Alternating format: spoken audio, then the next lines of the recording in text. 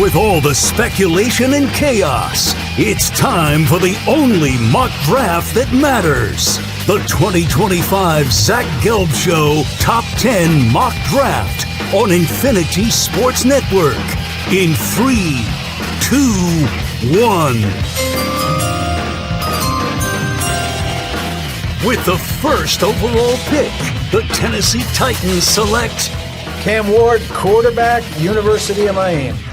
There we go. Paul Kuharsky from paulkuharsky.com takes Cam Ward going to the Tennessee Titans with the first overall selection of the 2025 NFL Draft. Paul, clearly a lot has been said about the quarterbacks in this draft, and not in a very glowing fashion. What do you think the ceiling of Cam Ward could be for the Tennessee Titans? Well, I think there's certainly potential for him to turn out to be a very good player. You know, some of the comps from some of the experts out there who are draftniks, which I am not, are very appealing. Some people are talking about some Patrick Mahomes qualities. I don't think they're thinking he's Patrick Mahomes. And his best stuff on tape is certainly very impressive.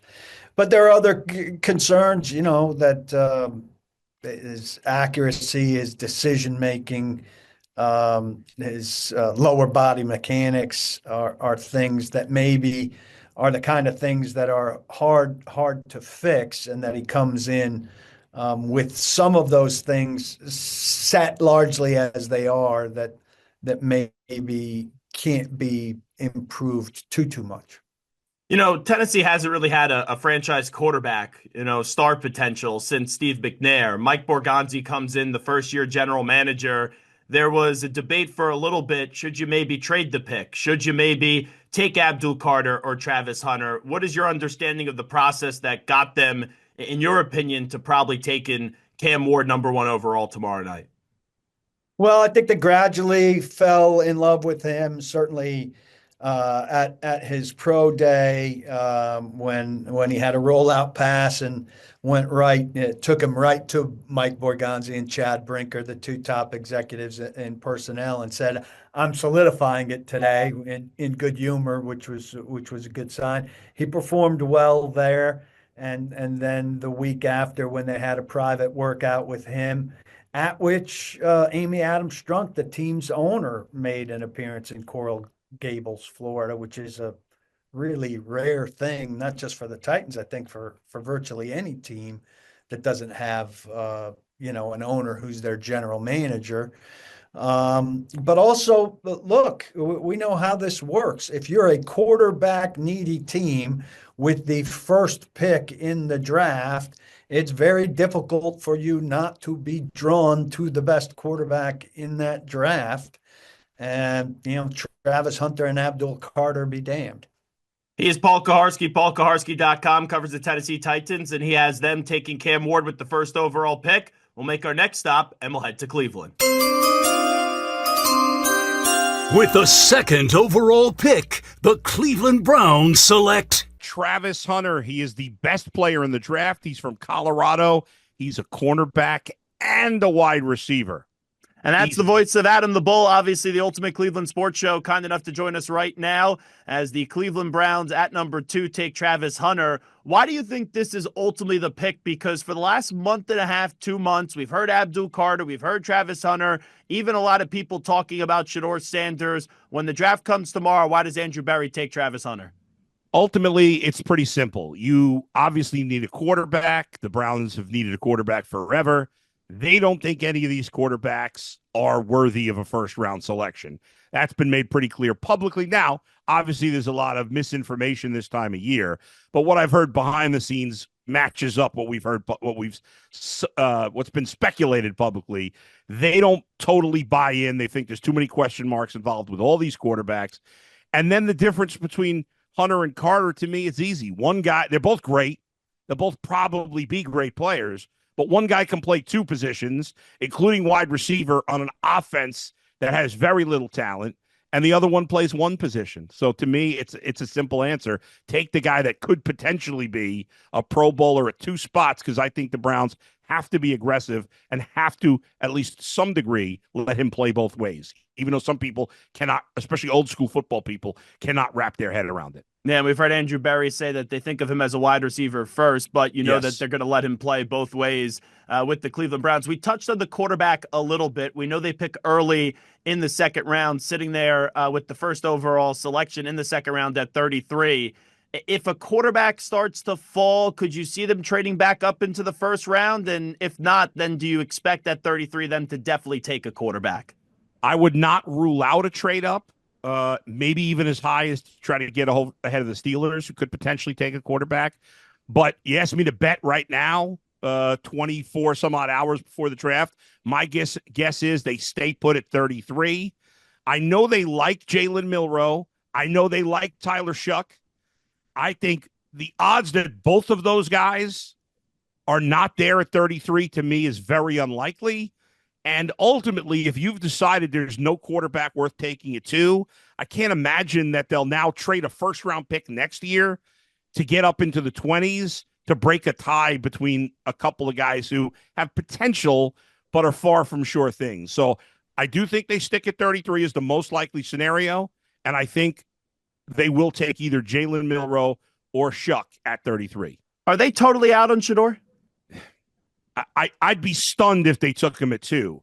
I think the consensus in the building is that he's a good player, but he's flawed enough that they can't pass up on Travis Hunter. I am always a guy that's like, you got to take the quarterback. You got to take the quarterback. And for a while, I was on with drafting Shador Sanders. I just think they don't believe enough in any of those guys, including Shador. They think there's too many holes that they can't pass up on Travis Hunter, who seems as close to a sure thing. Nobody's a sure thing, but it seems as close to a sure thing. Plus, and this would be the case with Sanders too, the reason I kind of like the idea of Hunter and Milroe as the first 2 picks, the Browns have ignored character concerns for a number of years now, and both Travis Hunter and Jalen Milroe not only are very talented players, especially Hunter.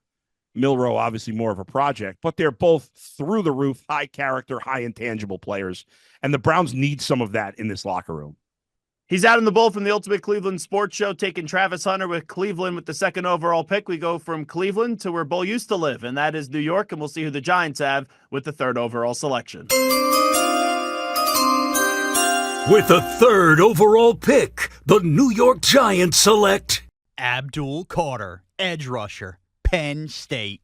And that's the voice of Shaun Morash from the WFAN Afternoon Show, Evan and Tiki, and he joins us right now. Abdul Carter going to the Giants at 3.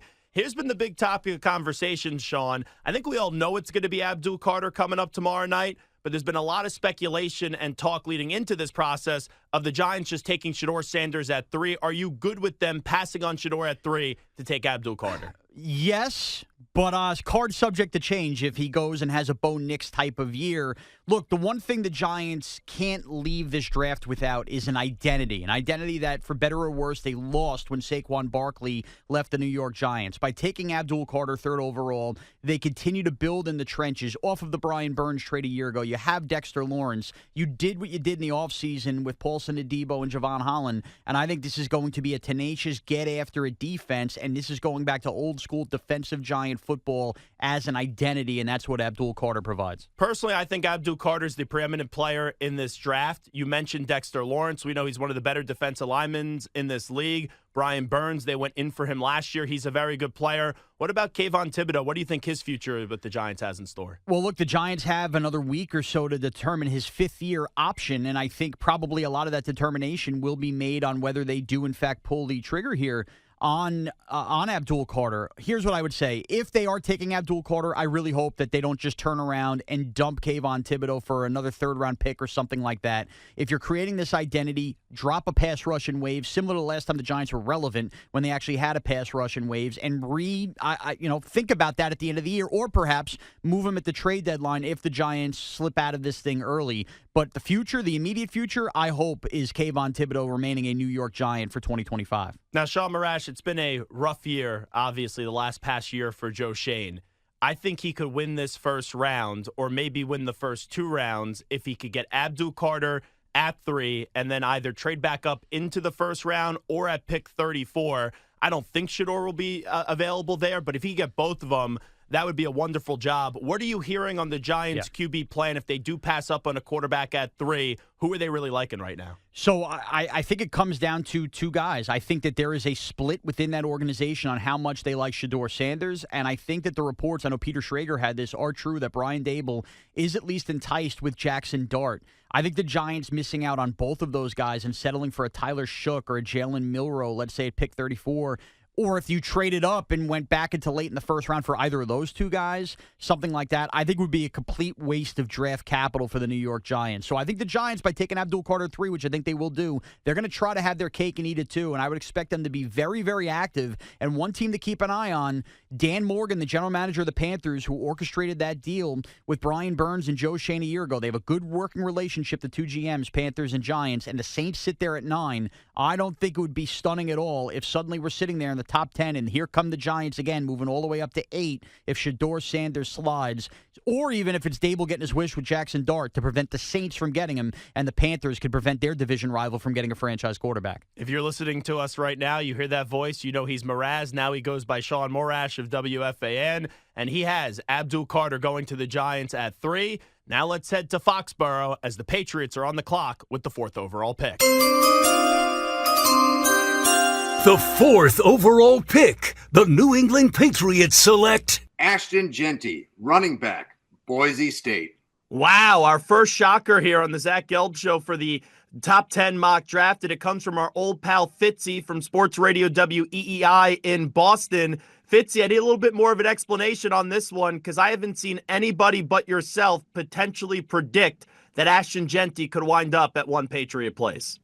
Well, the reason behind the selection, Zach, is everybody wants this to be the draft pick. Ever since Gerard Mayo and Joe Milton did not get the order, obviously, Order 66 did not come through back in January to lose the game against the Bills. Funny how a team that went to the AFC Championship was better at losing than the team that lost more games than anyone else in the NFL last year, right? So ever since then, when they should have had their pick of people, we have wanted to obviously solidify a lot of things. But what we've been so desperate for this past year, multiple recent seasons, is excitement. There is no one else available in this draft, even 1, 2, and 3, let alone at 4, that would provide the excitement, the spark, the juice, the buzz that one of the greatest running backs this century or in recent memory in college football could provide than Ashton Jeanty. I was all aboard with this kid coming to the Patriots or being a top 5 pick before last season.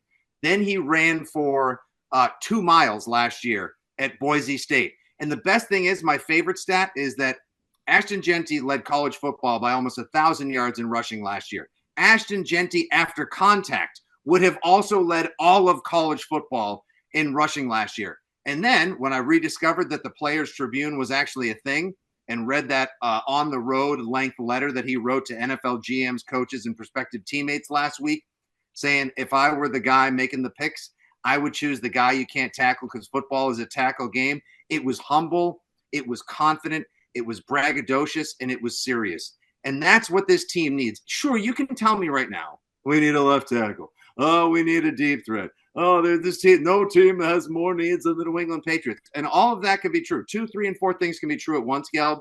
But I don't think there's anyone that would be both the Patriots' defense and Drake May's best friend, like a running back that defenses would have to spend 6 days trying to game plan before Sunday comes around. And here's the other thing. Now, full disclosure, I wanted them to get Abdul Carter. He's off the board here. I don't think it's likely he's there at 4. But you look at the coach that they just brought in Mike Vrabel. When did he have success at Tennessee? It was with Ryan Tannehill and Derrick Henry. Well, Drake May, I think, is better than Ryan Tannehill. The Patriots have Ramondre Stevenson right now. They need a little extra excitement on the offensive side of the ball. No really elite wide receivers because Diggs is coming off the injury. And I talked to Ashton Jeanty back in September, and I said, hey, you remind me of a combination of Marshawn Lynch, Alvin Kamara, and then, yes, Derrick Henry. So with the way that Mike Vrabel likes to run a football team, it kind of does make sense, especially when the way that we lay this out right now.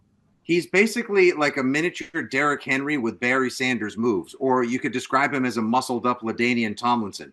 Two running backs that help their team feed, maybe not necessarily win, but each team's situation and circumstances is different and should not be judged by another. When you talk about like begging the New England Patriots, you and I talked about this when we hung out at Gillette last year and when you jumped on the Six Rings podcast with me. The Patriots need to promise us they're going to take the best player available. Just hit Yahoo Auto Draft time and again and let that be the dictum for who they select so they can stockpile talent. You can't tell me anybody else is better at that position, or rather position number 4 in the draft. Like, you can tell me, okay, they're going to go get Will Campbell and he's going to be an angry Cajun Matt Light, and then they'll get discount Derrick Henry and Quinshon Judkins and Jalen Noel. And I'll say that's a really good draft, but it's not as exciting as watching Ashton Genty try to take it to the house 18 to 27 times each and every Sunday, making Drake May that much more explosive no matter who he's throwing to. I'm with you, and I love it, Fitzy from WEI. With that being said, though, I still anticipate that it's going to be Will Campbell come Thursday night. What are you hearing about how the Patriots view Will Campbell?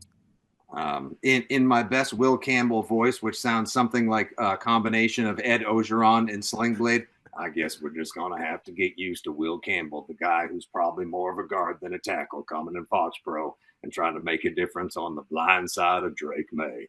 Yeah, what I'm hearing from every national reporter, from people that I know inside the building. And last week, I was lucky enough to MC a fundraiser for our friend Boston Herald writer Doug Kyed, who lost his daughter to leukemia last year, to raise money for the Leukemia and Lymphoma Society. And he assembled a fabulous panel of NFL and Boston Patriot beat writers and experts. And to a man, each and every one of them said, sorry, get used to it. Will Campbell, number 4, New England Patriots. So it is what it is, kid. Order! Enough with all the speculation and chaos. It's time for the only mock draft that matters. The 2025 Zach Gelb Show Top 10 Mock Draft on Infinity Sports Network. In 3, 2, 1. With the 5th overall pick, the Jacksonville Jaguars select Tetaroa McMillan, wide receiver, Arizona. There we go. The Jacksonville Jaguars have made their selection with the 5th overall pick in the Zach Gelb Show Top 10 Mock Draft. That is the voice of JP Shadrick, who is a team reporter for the Jacksonville Jaguars. So with this pick is true, you have Brian Thomas Jr. at wide receiver. He was sensational last year. Liam Cohen is now the head football coach. And there's still an uncertainty about Trevor Lawrence. If this is what Trevor Lawrence has to work with for 2025, what do you think he could still be as an NFL quarterback? When you have a basketball team on the outside, basically is what they would have at this point. If McMillan is the pick, then you've got, ability to throw it down the field and a little more confidence in one-on-one situations down the field and just letting it go. So I think that's what they're trying to do around here with a new head coach, a new offense, and a quarterback who's now in his 3rd different offense in the NFL. Give him as many opportunities, as many weapons as they can, and give him enough confidence to be able to stand in there and throw it down the field. And it starts in the offensive line with that, but you still have to have weapons down the field to be able to get that done. And having Brian Thomas with Tet McMillan, okay, that's a pretty good combo at wide receiver. I like to do this exercise the day before the draft because so much could change. And when I knew that we were going to have you on without knowing who everyone else was picking, like a month ago, I would have said, okay, Mason Graham would have been the pick at 5. That's what everyone's saying. Then the last 24 to 48 hours, there's been a lot of buzz about Ashton Genty. Now, in this exercise, surprisingly, Ashton Genty did just go at 4 to the Patriots, thanks to our old pal Fitzy from Sports Radio WEEI. What are you hearing about the potential buzz that is growing on Ashton Genty maybe actually being the selection come tomorrow night for the Jaguars at 5? It's a good question. And, I think Travis Hunter would be the guy, right? Let's start with that. If he's there, he's not going to be there at 5, right?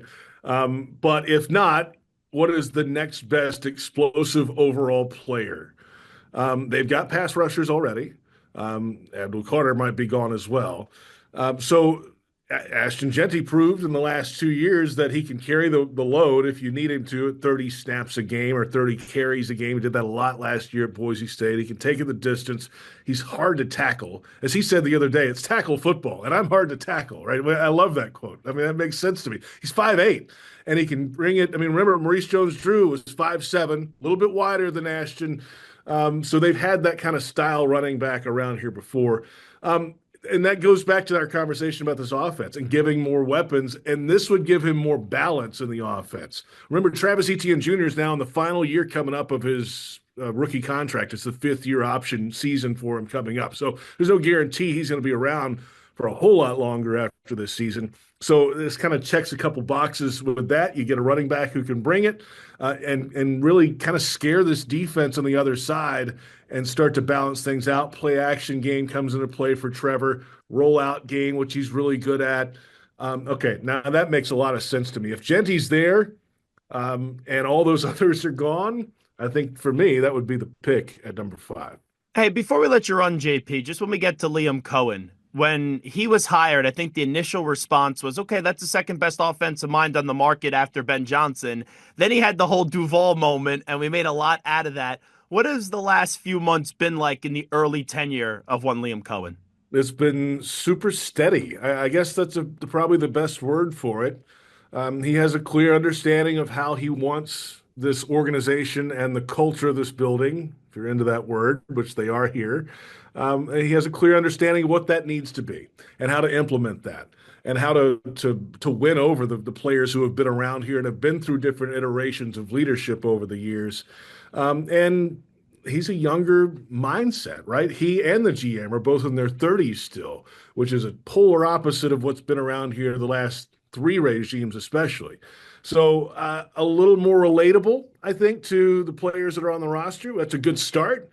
And I think it's just been a steady, changeover for the offense and for the head coach and Liam Cohen.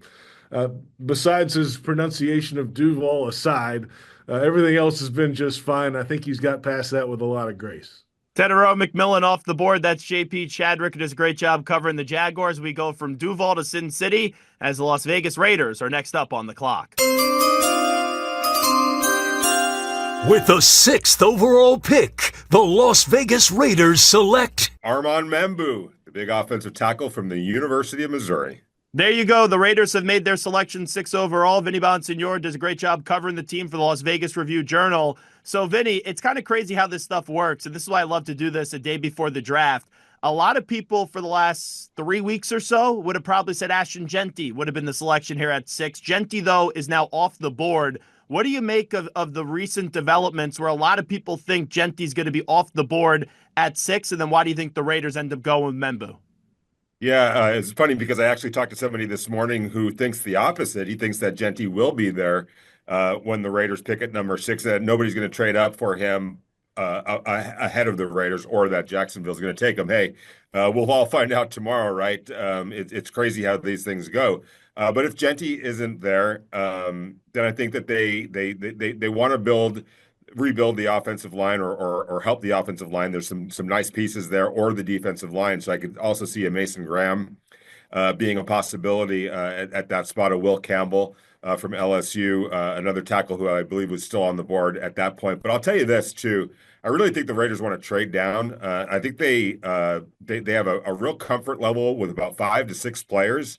But they aren't so madly in love with any one over the other in that cluster that they can't live without one of those guys. So I think that they would prefer, whether it's from 12, 11, 10, 9, to maybe give them a call, trade down, still get a player that they really like, but also maybe pick up a second-round pick and considerations for their trouble. But I think that Ashton Genty is one of the few difference makers, the immediate difference makers, and potentially so. We have to always preface it with that in this draft. If I'm the Raiders and Ashton Genty is there, that would be my pick. So there could be some wheeling and dealing from John Spytek, not only down in the first round, but then maybe back up in the first round, or just staying put with the second selection in at 37, because there's all this speculation about what the Raiders are going to do at quarterback. Shador Sanders has been thrown out there for the Browns, the Giants, the Raiders, the Saints, the Steelers.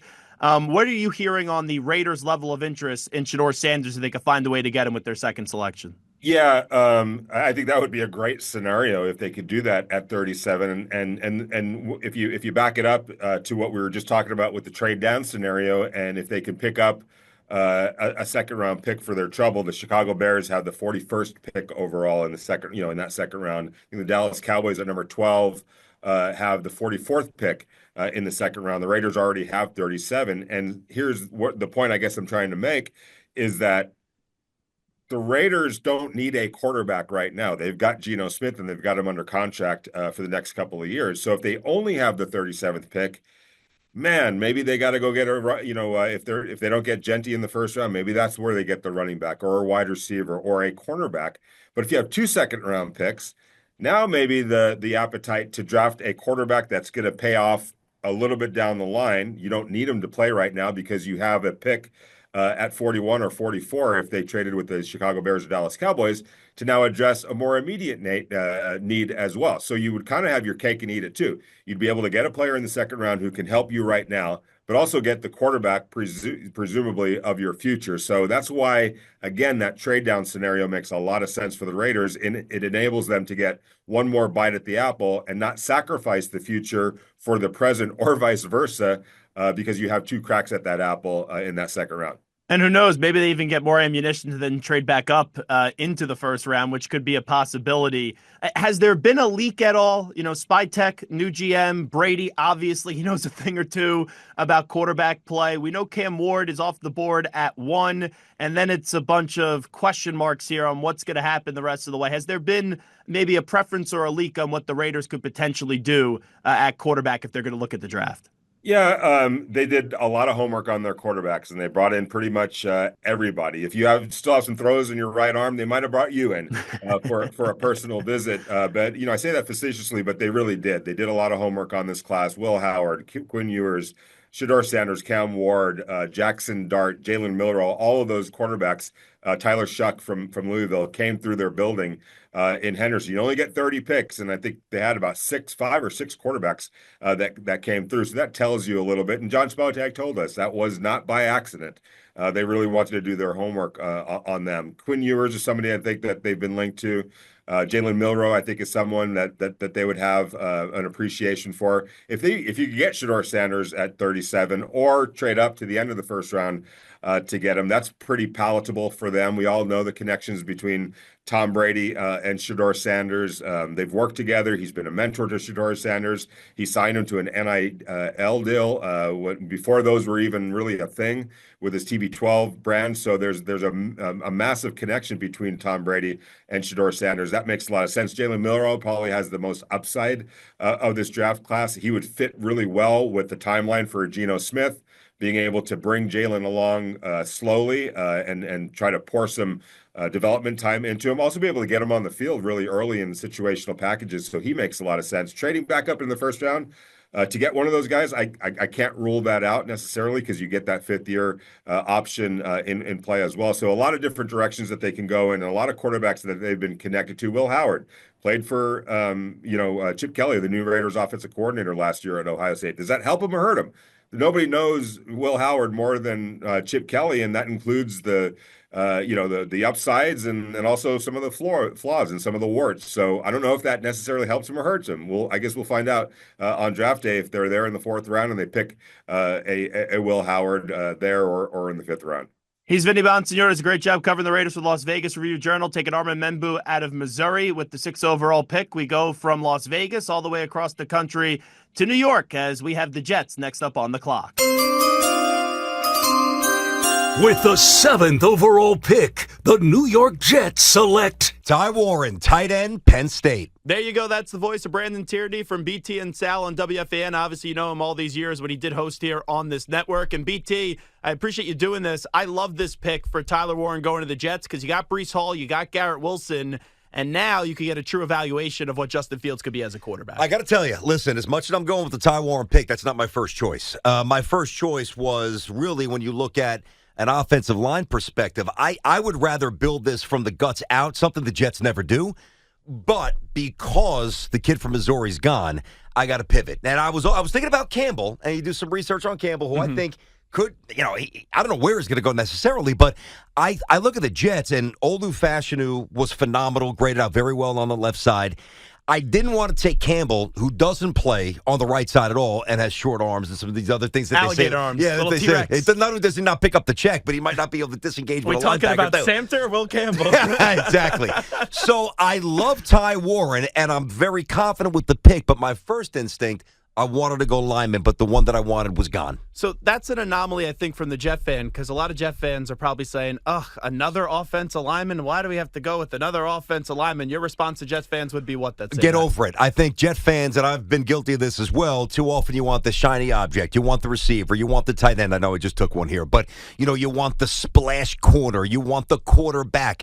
Think about when the Jets have been good, and it's been a while, but to jar the memory, how did it get going? Did Brickashaw Ferguson, 4th overall pick, Nick Mangold in the 20s out of Ohio State. When you stabilize the offensive line, it doesn't matter. Well, first of all, you stop chasing. And when you stop chasing, you can now operate with a clear head, which I think the Jets, the new regime, can actually do right now. They're not sitting there saying, well, we have Rodgers for another year. If we do this, we'll accelerate our growth and maybe win a Super Bowl.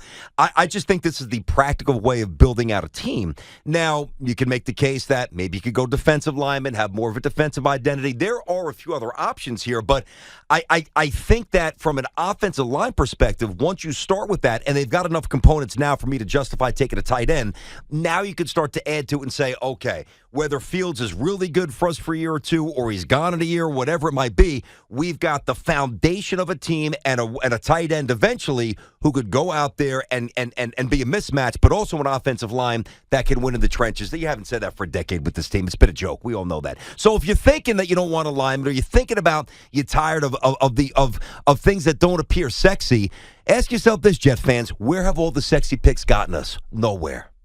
Nowhere. Order! Enough with all the speculation and chaos. It's time for the only mock draft that matters. The 2025 Zach Gelb Show Top 10 Mock Draft on Infinity Sports Network. In 3, 2, 1. With the 8th overall pick, the Carolina Panthers select Jalen Walker, linebacker, Georgia. There you go. That's the voice of T-Bone from Mac and Bone on WFNZ in Charlotte. The Carolina Panthers, they take Jalen Walker out of Georgia with the 8th overall selection. So you look at this defense, Bone. You have Derek Brown. You got J.C. Horn. If those guys can stay healthy, those are some good foundational pieces. Why did you elect to bring Jalen Walker in as the trio to that defense? Yeah, just a versatile guy. I mean, it's not even hyperbole to say the Panthers, the worst defense of all time a year ago. So they need defensive help, not only the first round, beyond the other rounds. And this guy feels like he's a high character guy. He's from 30 minutes away from where the Panthers play here in Charlotte. He's from Salisbury, North Carolina. So he's got ties to the area. He's a leader. He's a film guy. I'm not saying that the expectation is that he's going to be Luke Kuechly, but it feels kind of like he's that type of guy for this team. He's going to lead. He's going to be the first guy in the room, and that is what this team needs. They need that third guy, that third dog that you're talking about with J.C. Horn and Derek Brown. So you had Derek Brown back in there. You've re-signed J.C. Horn. Let this guy be that next piece and try to build this defense. Even to be average is where this defense is trying to be in the short term. And you know this, the Panthers are no stranger to picking early in this draft. They're a little bit later than normal, especially the last few years. Bryce Young, not that long ago, was the number 1 overall selection. Year 1 was a disaster. Year 2 really did turn things around. Where's the confidence meter of the Carolina Panthers fan right now when it comes to their young quarterback entering year 3? It's so much higher than it was, say, week 4 or 5 a year ago. It's amazing that we're in draft time and we're actually not talking about quarterbacks for once around here. Let the other teams figure out in this weak draft class who that guy is. But yeah, Dave Canales, he did magical work with Geno Smith and Baker Mayfield, and you saw it last year. It was never a talent issue; it was a confidence issue, and they had to raise it back up to a certain level. And you started to see a little bit of Bama Bryce at the end there. Nearly beat Tampa, nearly beat the Eagles, nearly beat the Chiefs. There's a long way to go, but I think that with that confidence being high and the whole entire offensive line is back, the whole coaching staff is back. His first offseason, he had 3 playbooks before he got to training camp. Like, not even counting all the coaching changes and all the stuff that went on in the season. Dude had 3 playbooks before he got to camp. No one can survive that. So he's got continuity now. He's got his confidence back. We're feeling really good about Bryce Young right now. So there you go. Jalen Walker, some more SEC players going into the Carolina Panthers. He is off the board. And now we will head down to New Orleans, and we'll see what the Saints have cooking in at 9. With the 9th overall pick, the New Orleans Saints select Mykel Williams, edge rusher, outside linebacker, University of Georgia. So there you go. Mykel Williams is off the board from going to the New Orleans Saints, and now Bobby Hebert does a great job for WWL and also is obviously a former NFL quarterback and a member of the Saints Hall of Fame. Why do you think the Saints needed to address defense here when there's been a lot of speculation of potentially taking a quarterback for Kellen Moore? Well, he's outstanding against the run, and the Saints obviously got to get a whole lot better on the run defense. And I think he's a Brandon Staley type of guy, kind of going old school dome patrol. He kind of reminds you like of a Pat Swilling. Could get after the opposing quarterback. You know, Pat Swilling was the NFL Defensive Player of the Year, you know, back in my day. And he's also good enough in coverage. And he's a specimen. He's only 20 years of age. So I think he can have an immediate impact because with that 9th pick, you have to have a starter. You can't be developing anyone, and I think Mykel Williams is that guy that'll start instantly for the New Orleans Saints. So, Bobby, you have the Saints passing up at a QB at 9. We know that they do have an early second-round pick as well. Are you definitely anticipating them with then their next pick potentially going out there and taking a quarterback, or could you see them punting altogether through the first 2 rounds? No, I could see with the 40th pick in the second round definitely going QB, but I don't think it's a Shador Sanders. I don't think Jackson Dart would be available. I know they're interested in Jackson Dart and Milroe. At the 40th pick, the upside with him, I know he burned LSU and a lot of the folks around here. We know Jared Milroe, what he did as a running quarterback. But I look at him, and I was covering Atlanta at the time. Michael Vick was unbelievable. And then you look at Lamar Jackson. You can go to Cam Newton. I just don't know him as a passer, but it'd be more developmental. But I wouldn't be surprised maybe if they'd go like for Milroe, maybe with that 40th pick in the second round. But I don't think they go in the direction of Shador Sanders. He's Bobby Hebert, the former NFL quarterback, member of the Saints Hall of Fame, taking Mykel Williams with the 9th overall selection. We go from New Orleans to the Windy City as the Chicago Bears are next up on the clock. with the 10th overall pick. The Chicago Bears select Will Campbell, LSU offensive tackle.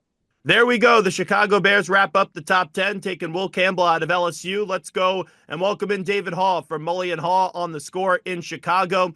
David, there's been a lot of speculation about this 10th overall pick. Ashton Jeanty not available. Tyler Warren not available here at 10. Those would be my preferences for the Bears, but they revamped their offensive line this offseason. It doesn't guarantee, though, that they fix it. So I have no problem here if Chicago ends up taking an offensive lineman. If Ashton Jeanty isn't there, you need to address the offensive line because that was the focus of free agency. It should remain the focus of the draft. You want to make this an offseason that is not just transitional, but transformational. And that's what rebuilding your offensive line would do. And that's what drafting Will Campbell would accomplish because he could be there for the next 5 to 8 to 10 years.